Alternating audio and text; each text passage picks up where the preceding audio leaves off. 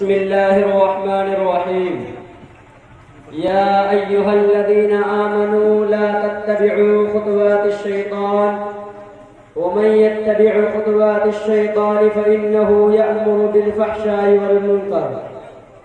معزز سامعین کرام، میں نے آپ حضرات کے سامنے قرآن مقدس کی ایک آیت کریمہ پڑھی ہے جس میں رب کائنات نے ارشاد فرمایا، اے ایمان والو، تم شیطان کے نقش قدم پر مت چلو، اور جو شخص شیطان کے نقش قدم پر چلے گا شیطان اس کو بے حیائی اور برائی کا حکم دے گا.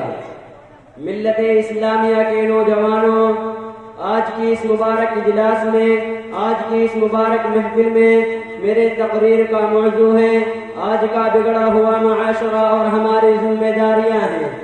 بارگاہ ہستی میں دعا کیجیے کہ خالق کائنات مجھے صحیح بات کہنے اور اس پر پورے امت مسلمہ کو عمل کرنے کی توفیق عطا فرمائے.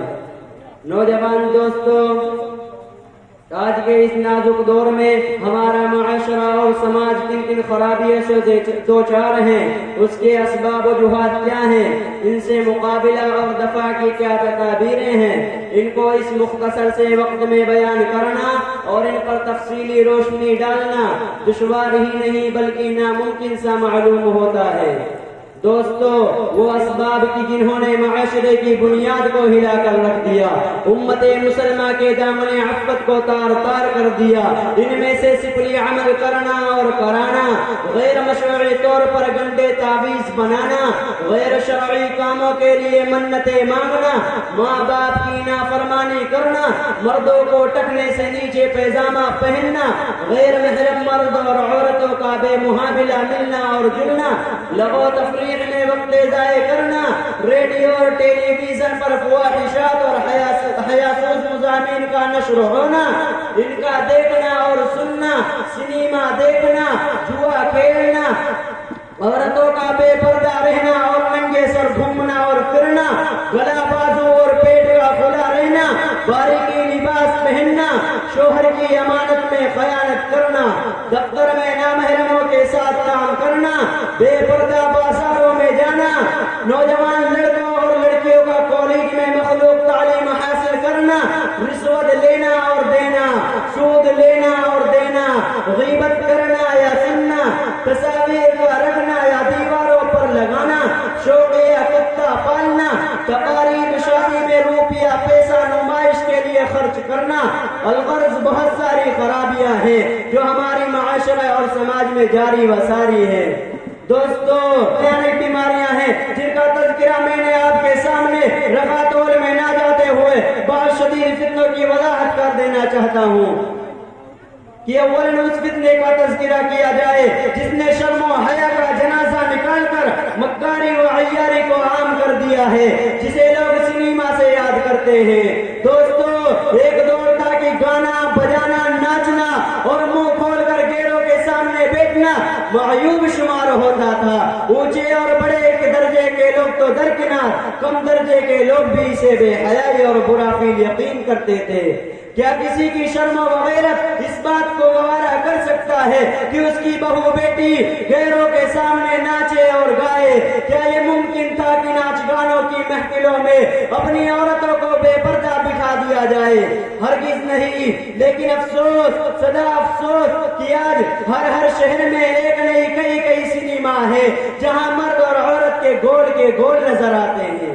کیا یہی انسانیت ہے کہ اپنی بہو بیٹیوں کے ساتھ تماشا دیکھا جائے؟ عقائد و جہان صلی اللہ علیہ وسلم نے تو ارشاد فرمایا کہ میں ناچ گانوں کو مٹا دینے کے واسطے بھیجا گیا ہوں. ہم ہیں کہ آپ کے امتی ہیں، بڑے زور و شور سے مسلمان ہونے کا دعویٰ کرتے ہیں اور خود ہی فلمیں بناتے ہیں اور دیکھتے ہیں. سینکڑوں ہزاروں گھروں کی چھتوں پر جب ہماری نظر پڑتی ہے تو چاروں طرف لعنت کے انٹینے دکھائی دیتے ہیں جس سے ٹیلی ویژن پر فلمیں آتی ہیں اور یوں کہا جاتا ہے ٹی وی دیکھنے سے معلومات میں اضافہ ہوتی ہے، ٹی وی دیکھنے سے سائنس کی باتیں معلوم ہوتی ہے، ٹی وی دیکھنے سے جدید تحقیقات کا پتہ چلتا ہے، ٹی وی دیکھنے سے خاندانوں کی پیداوار کا پتہ چلتا ہے، ٹی وی دیکھنے سے انسانی زندگی میں ترقی کی راہیں کھلتی ہے، ٹی وی دیکھنے سے انسان ترقی کرتا ہے، ٹی وی دیکھنے سے بچہ ہوشیار ہوتا ہے۔ ہائے افسوس، ایک حرام اور ناجائز چیز کی فائدہ بیان کر کے اس کو جائز سمجھا جاتا ہے۔ اسلام کے پاسبانوں، جن فائدے کا شمار کیا گیا ہے ان کو دوسرے چیزوں سے بھی حاصل کیا جا سکتا ہے۔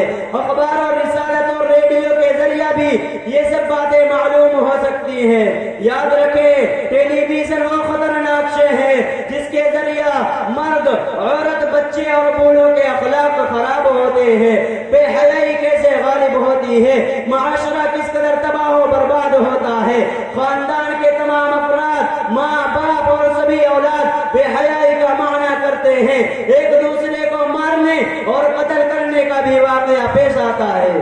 کیا کسی کی شرم وغیرہ اس بات کو گوارا کر سکتی ہے کہ اس اور ماں باپ، بہو، بیٹا، بیٹی اور ساس داماد ایک جگہ مل کر بیٹھے ہوں اور بو بوس گناہ، چوما چاٹی، لپٹا جپٹی ہو رہی ہو؟ یقیناً باعزت انسان اس کو کبھی گوارا نہیں کر سکتا۔ نوجوان دوستو، پاکستان نے اپنے شمار 5 جلد 6 میں بڑا دردناک واقعہ پیش کیا۔ واقعہ یوں ہے کہ رمضان المبارک کی بات ہے۔ افطاری سے کچھ دیر پہلے ماں اپنی بیٹی سے کہتی ہے، بیٹی آؤ اور افطاری میں میری ہاتھ بٹاؤ۔ بیٹی جواب دیتی ہے، امی جان مجھے تو ٹی وی پر پروگرام دیکھنا ہے، میں اسے دیکھنے کے بعد کام کروں گی۔ بیٹی یہ کہہ کر چھت پر چلی جاتی ہے۔